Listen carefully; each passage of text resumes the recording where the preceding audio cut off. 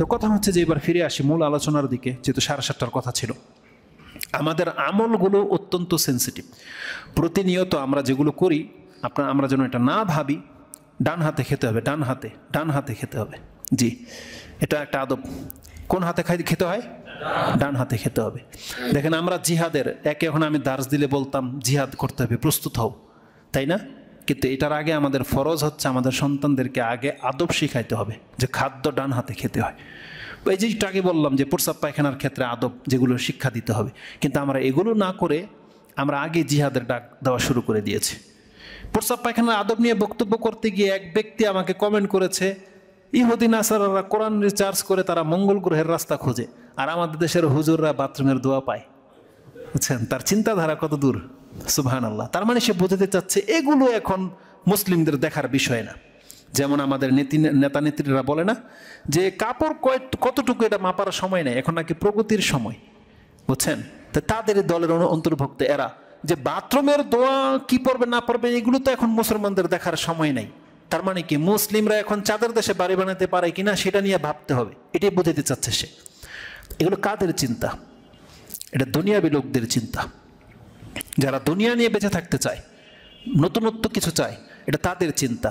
কিন্তু আব্দুল ইবনে আব্বাস রাদিয়াল্লাহু তাআলা আনহুমা তিনি আলে ইমরান সূরার 79, 80, 81 এই 3টা আয়াতের মধ্যে পাবেন আল্লাহ বলছে ওয়াকুনু রাব্বানিয়িন, তোমরা আল্লাহওয়ালা হয়ে যাও।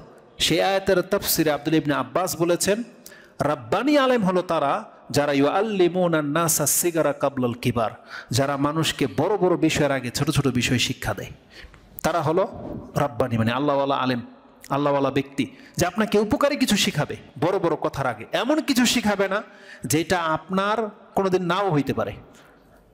বড় আলেম কোনোদিন আপনাকে শিখাবে না যখন তুমি চাঁদের দেশে যাইবা সেখানে নেমে কোন দোয়া পড়বা, এটা শিখাবে না আপনাকে, কারণ সেখানে যাওয়া না যাওয়া এটা বহুত পরের ব্যাপার। কিন্তু আপনাকে আমরা শেখাবো নতুন কোনো জায়গায় আসলে পা ফেলার সময় অবস্থান করলে কি বলতে হয়, একটু টেস্ট হয়ে যাক। বলেন তো কে কি বলেন? হ্যাঁ, কয়জনে বলেন? একজনই বলেন নাকি আপনারাও বলেন? তাহলে আজকে নতুন একটা দোয়া শিখে নেন। যে কোনো জায়গায় নতুন আপনি নামবেন, নামার সাথে সাথে আপনি 3 বার বলবেন আউযু বিকালিমাতিল্লাহি তাম্মাতি মিন শাররি মা খালাক। রাসূলুল্লাহ বলছেন লা ইয়াদুররুহু শাইআন হাত্তা ইয়ানসারিফা, সেই জায়গা প্রস্থান করা না পর্যন্ত তাকে কোনো কিছু ক্ষতি করতে পারবে না। এটা অনেক ব্যাপক বিষয়, তা আমাদেরকে এগুলো শিখতে হবে। এই জন্য নেক্সট টাইম বাম হাত, আমি আমার কথাটা বলি, আমি অত পরহেজগার না, কিন্তু আমার মনে আছে কিছু কিছু কথা। যেই দিন থেকে আমি ইসলামিক সেন্টারে যাই বা আমি শুনেছি বাম হাতে খায় শয়তান, বাম হাতে খাওয়া মুসলমানদের জন্য জায়েজ নাই, আমার মনে আছে আলহামদুলিল্লাহ। এমনও ব্যক্তিগত অভ্যাস, আমি খাদ্য খাওয়ার সময় পানি খাওয়ার প্রয়োজন হয় না, কাঁচামরিচ খাই না, এক্সট্রা লবণ খাই না, পেঁয়াজ খাই না, মানে এইভাবে এক্সট্রা দরকার পড়ে না। এগুলো সাধারণত মানুষ কোন হাতে খায়? বাম হাতে খায়। ভাত খায় ডান হাতে, কাঁচামরিচটা বাম হাতে, বুঝেন না? মুসলিম, কিন্তু সেও জানে যে বাম হাতে খাওয়া যায় না। আমাদের দেশের আলেম সমাজ হুজুররা পান যখন খায় চুন কোন হাতে থাকে? বাম হাতে থাকে। অথচ এই যখন বক্তব্য দিবে না এই বলবে যে বাম হাতে খাওয়া জায়েজ নাই, অথচ হুজুর চুন খাচ্ছে বাম হাতে। তো যার ফলে আজকে আমাদের জাতির এই অবস্থা। তো আমি প্রয়োজন হয় না, আমার হাত যদি এখানে থাকে, আল্লাহ তো সাক্ষী, আমার হাত এখানে থাকে, খাদ্যের সময় এখানে থাকে, এটা এখান থেকে আর হিলবে না কখনো। এটা কোনোদিন প্রয়োজন হয়নি আলহামদুলিল্লাহ। আমি অনেক সময় ট্রাই করে দেখেছি যে ভুলে কি আমার মুখে ওঠে, কোনোদিন না ওঠে না। আমার এখন পর্যন্ত মনে আছে আলহামদুলিল্লাহ বাম হাত কোনোদিন মুখে ওঠে নাই। তাহলে এমনটা হইতে পারলে আমার মনে হয় ভালো, যখন জানলেন মানুষের দ্বারা কি না সম্ভব, আর মুসলিমদের দ্বারা সব সম্ভব, তাই না?